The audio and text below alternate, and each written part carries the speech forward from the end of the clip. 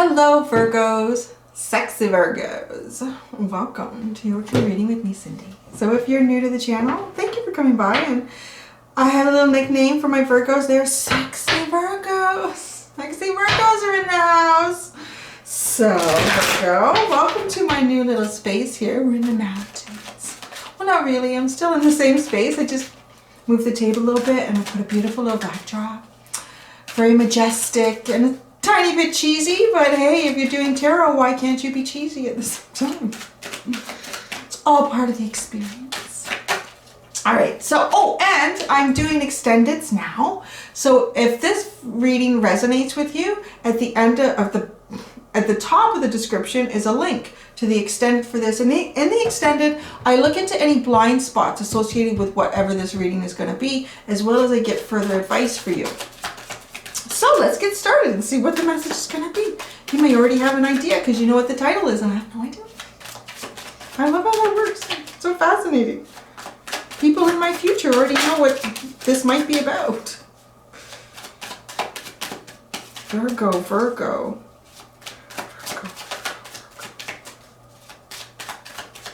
One, two.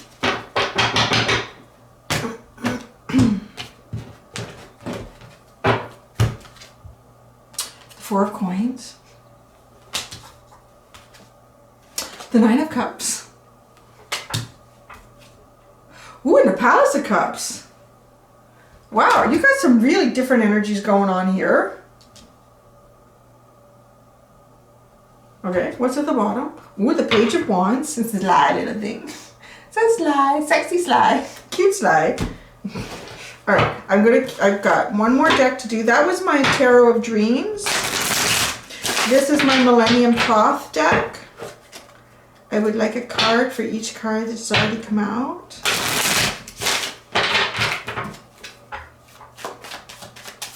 What you got going on with that Four of Coins? And your Nine of Cups. Your Palace of Cups. With the Seven of Swords. Oh, you're ready to get the heck out of doing that. Like, I'm tired of balancing things. Staying still and hanging on tight. Oh, the Queen of Swords. And then the Palace of Cups. Oh, the Princess of Cups. Wow.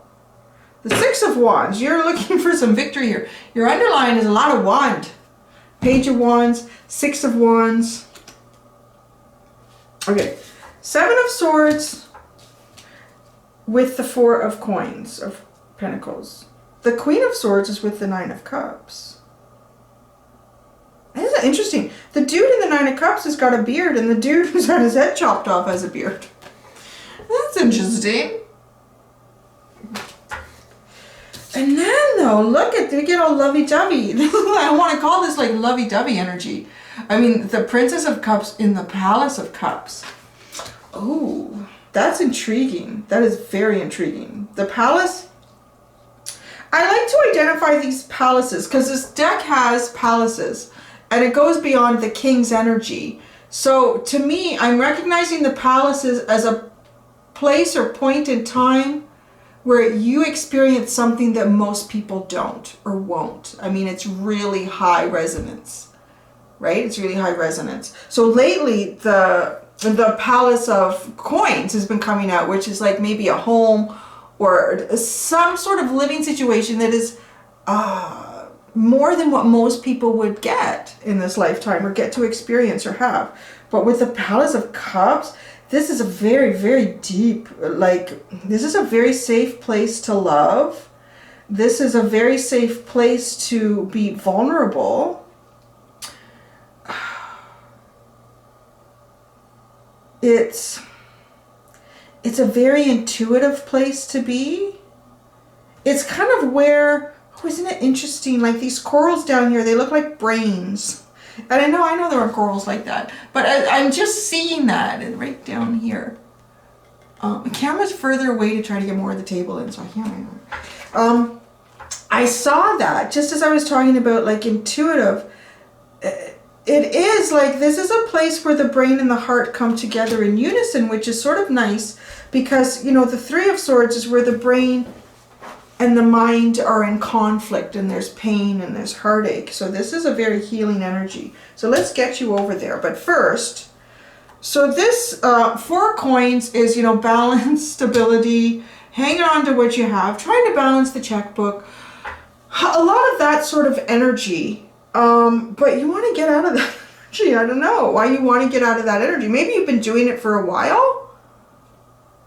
I'm going to do clarifiers.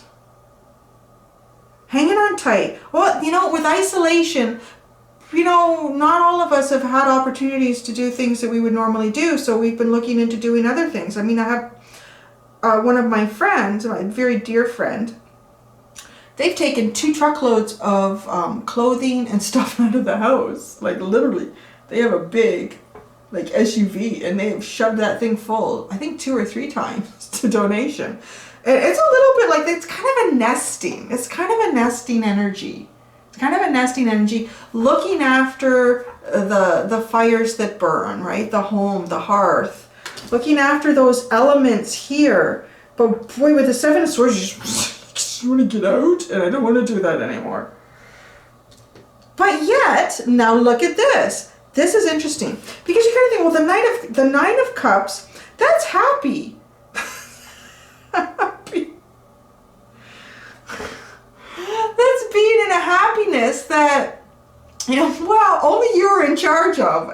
It's funny because the feminine energy has literally like knocked out his head, knocked out the masculine's energy here. She's just cut that right off. So this is going to be interesting to clarify because, you know, it's really hard to just read these cards for what they are in the tarot because there's so much imagery going on here and so much synchronicity with the fact that we have this big bearded guy who's, you know, really happy and having a good time, and she's cut his head right off.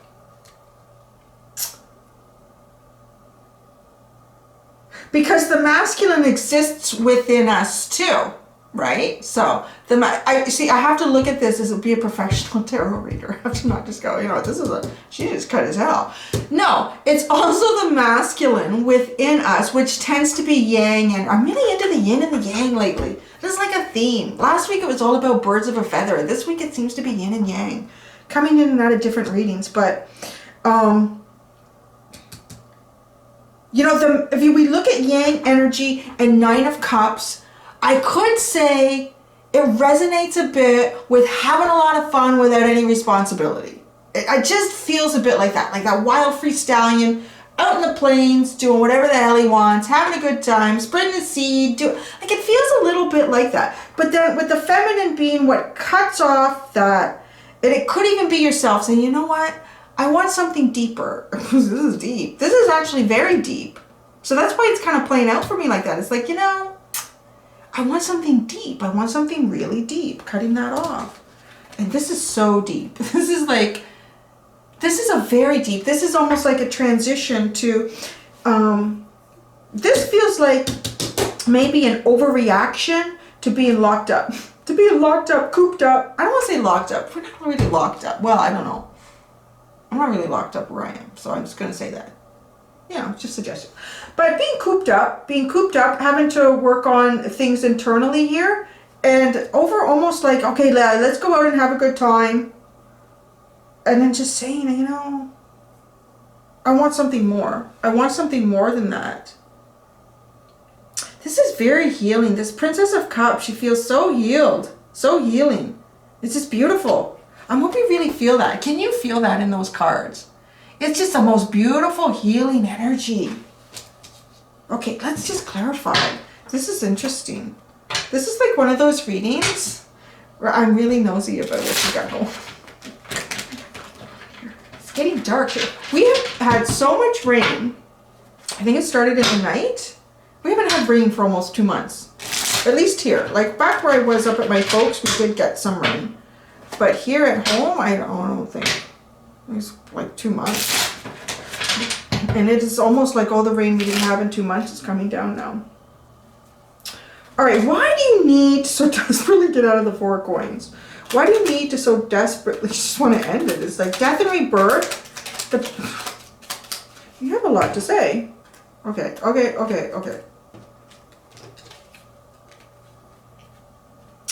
the Death card, the Page of Pentacles, the Six of Cups, and the Judgment. So the reason that you really wanted to come out of this Four of Coins energy that I'm getting here, you really wanted to exit it. Like maybe we've been sneaking out in the night. Maybe you weren't supposed to be going out anywhere. And because of quarantine, but you did. You wanted to. You had to. You needed to. Just be responsible. That's all. So you needed a rebirth here. You needed a rebirth. It was very innocent. It's very innocent energy. There's no bad intention at all with this Page of Pentacles. No bad intention at all. This is almost like a little student of life, like really wanting to grasp onto new ideas and new concepts. And I want to find a new pentacle. I've been keeping these pentacles all safe. Let's go find a new pentacle. Like, right? Let's go find a new pentacle. Let's find something new to add to life. And with the Six of Cups and the Judgment, it's almost like feeling like a rebirth, being like a kid again.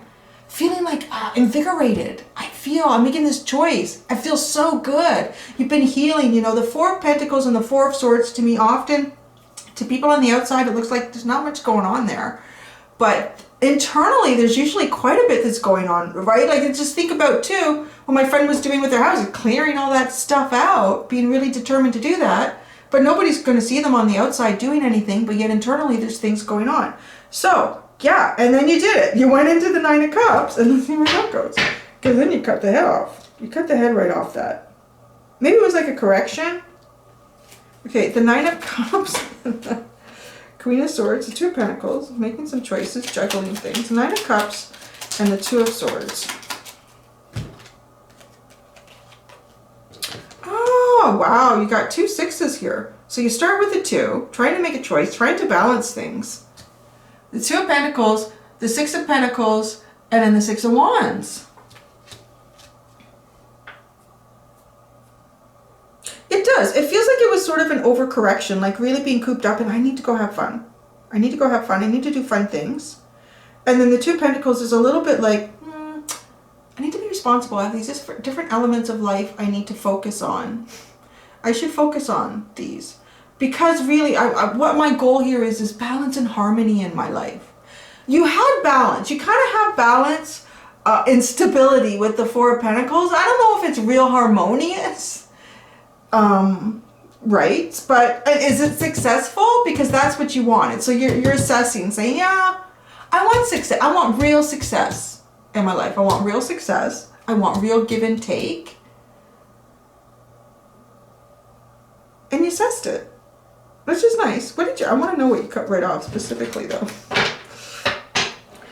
Because I'm just getting this masculine as a symbol of yang. So it could be your own internal energy, or it could be even a friend or someone around you that you needed to just cut it out. It was yang energy, it needed to be cut out. Oh, look at you, you're free in fancy ways. Pentacles, it's so funny. Wow, so okay, yeah, it's kind of like the wild stallion that's been just running through the fields. It's like none of these mares are the right one. They all have my kids, but it's not the right one. I don't feel any deep connection with any of these mares. Or maybe you're the mare and you're running around looking for different stallions. I don't know. But it is like, what did you want to cut out or what do you want to cut out? You're free in fancy ways here. Free in fancy ways. It's very independent energy too.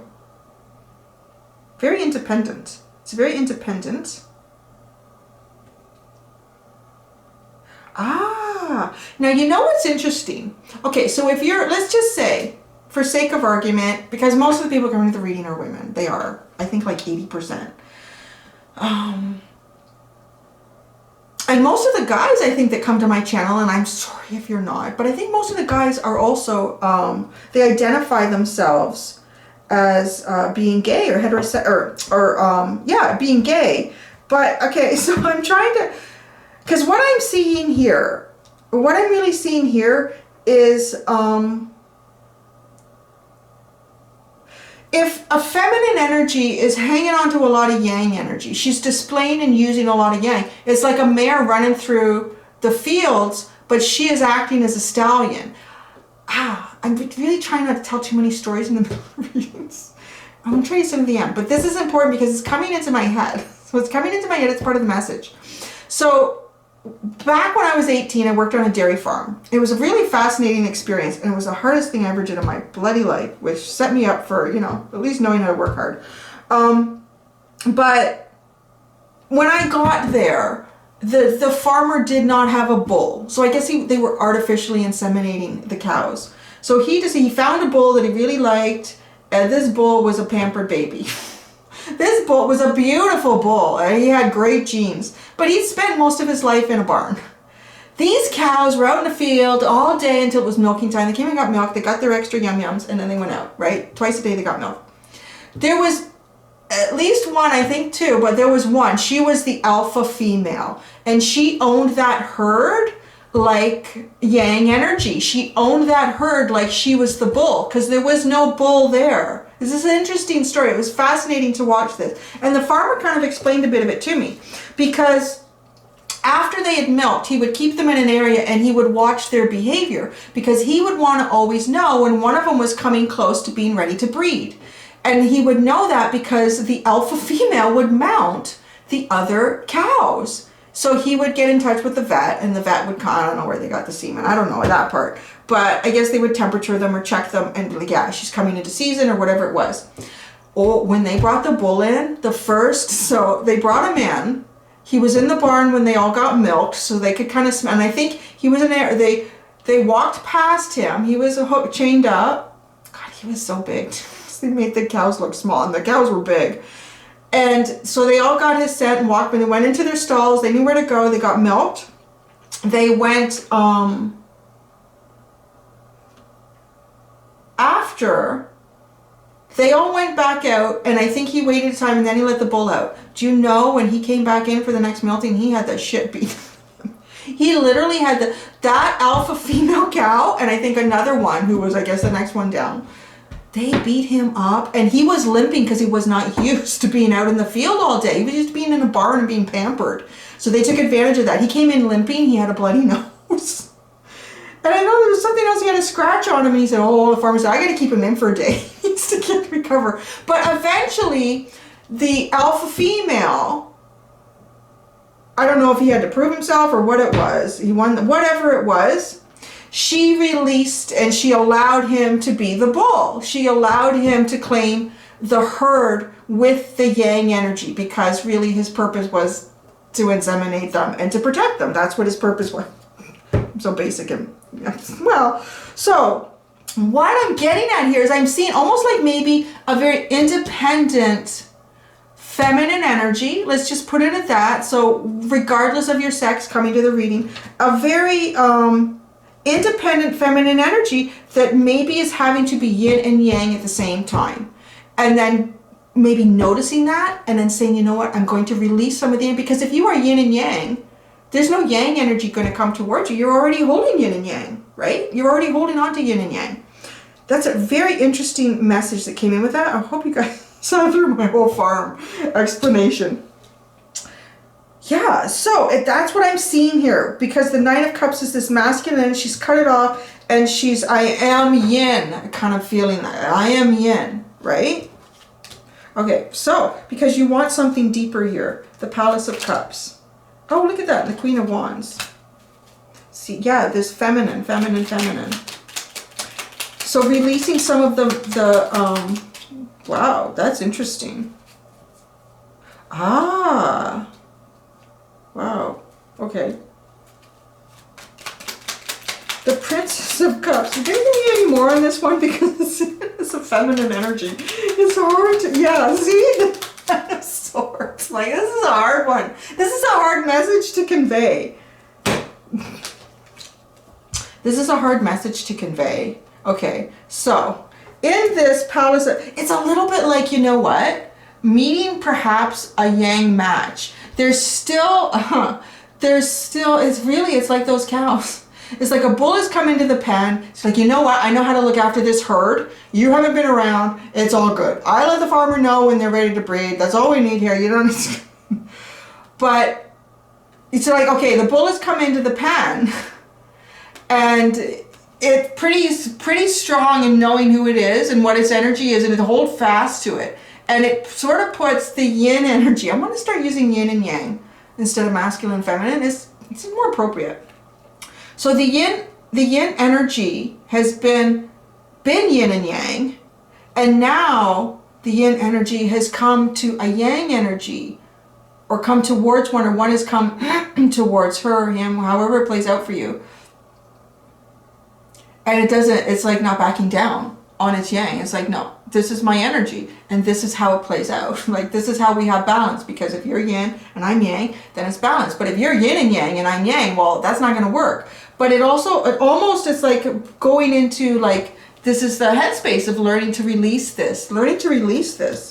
I gotta say, so what I want to say, and this is a little bit of why it is also hard as a feminine reader to convey this message. It is a little bit of someone who has either learned to look after themselves in this lifetime, and two, because I know I'm reading for mostly women, it is a man's world. So if you have been in a position where you need to be both, you know, it's like, well, I don't let myself down. I can manage both these energies and I don't let myself down. I know that I'm doing good by managing both these energies, being yin and yang when I need to be yin and yang. So, but I feel like at some point there's like a recognition here that I want something deeper though. There's got to be something deeper than trying to be both these energies at the same time. It's a really interesting message. So, because a lot of women will resonate with this. It's interesting because I don't think a lot of men experience what women do. And I got this in our local radio station was talking about, one of the questions they were asking their listeners was, if you could go anywhere, do anything, like all on your own, what would it be? And the first thing both of the female DJs said was, well, I don't think about it like that. I can't think about it like that. The first thing I think about is if that's a safe place for me to go. And he didn't get it. Like, what do you mean if that's a safe place? Well, you can't just, most women realize you can't just go anywhere. You can't just do anything. So it is like a different world to women. And I'm really getting this energy here, like having to have been like this yin and yang energy. It's not easy to release it, because when you know you can keep yourself safe, or you know you can look after yourself, you don't want to let someone in to let that down, it feels like. I don't know, it's interesting. It's kind of an interesting message, no? It'd be interesting to see how that resonates. Virgo is a very feminine sign too. But see, that's your strength, Virgo. That's your strength. And even like men coming to the reading that this is resonating for, like yin energy is your strength. Like perhaps a partner for you is someone who is more like action-based and doing things and initiating. Like perhaps that puts you in a comfort zone of being like your own yin energy. I don't even know what to call this. This is like really, these messages this week have been so deep and so out there. And I'm doing that, and it's funny because this is the first time I'm doing the extendeds. So it's really pushing me. You guys are really pushing me. It's good though. When you get pushed, you learn and you adapt and you grow. So there you go. That's your reading, Virgo. That was amazing. So yeah, if this resonates with you, we're going to go into, I'm going to go and do the extended now. So you'll find the link to that at the top of the description. And yeah, we're going to go into any blind spots for you as well as further guidance. If I don't see you there, that's fine too. And I'll see you hopefully here next week. Okay, until next time, sexy Virgos, be gentle with yourselves. Bye.